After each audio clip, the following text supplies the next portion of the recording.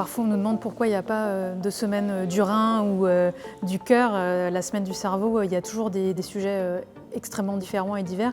Et je pense que c'est ça la racine en fait, de l'intérêt du grand public pour le cerveau, que ce soit mieux comprendre le fonctionnement des émotions, du comportement, ou alors avoir plus d'informations sur une maladie, ou avoir des informations sur la conscience ou l'intelligence artificielle. En fait, il y en a vraiment pour tout le monde.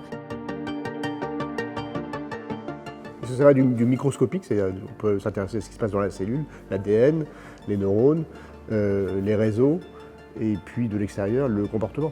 Donc c'est extrêmement vaste. Ce qui est moins vrai pour d'autres organes.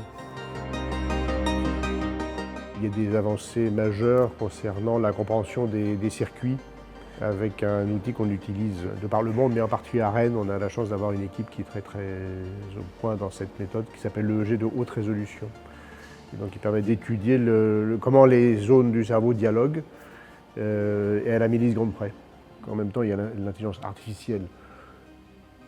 Et donc, c'est de l'intelligence, enfin, c'est une machine, mais il y a le cerveau humain et ce que l'on en fait. Et la prise en charge des patients au plus près, par des personnes expertes, l'éducation thérapeutique, c'est aussi importante que le progrès technologique. Et étrangement, il y a une sorte de mouvement en parallèle de découverte de ce que peut apporter les machines, la technologie, l'intelligence artificielle, et de redécouvrir ce que peut apporter le savoir-faire humain.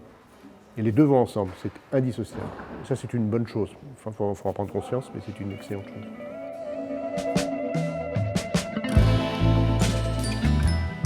Je trouve beaucoup d'inspiration dans ces événements pour continuer mes travaux, pour essayer d'avoir une approche qui soit vraiment centrée sur les enjeux des personnes qui viennent à notre rencontre et notamment des patients.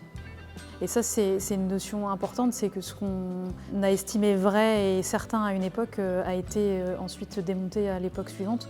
Donc il faut toujours rester humble dans la découverte et dans ce que l'on sait du cerveau. De mon côté, je pense qu'il y a encore beaucoup de choses à découvrir. Il y a effectivement beaucoup d'angles morts. Il y a un océan devant nous. Hein. Comprendre les circuits impliqués dans le langage, dans la mémoire, dans la créativité.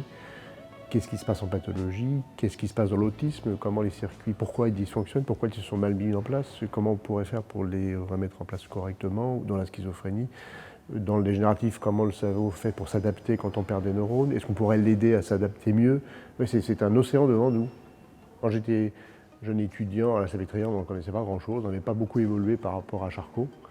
Et en l'espace de 30 ans, c'est incroyable ce qui a pu se passer. Hein. Donc je ne sais pas dans 30 ans ce qu'il en sera, mais ça va très vite. C'est pas continu le progrès, il y a des ruptures. Donc je ne sais pas demain ce qu'il y aura comme rupture.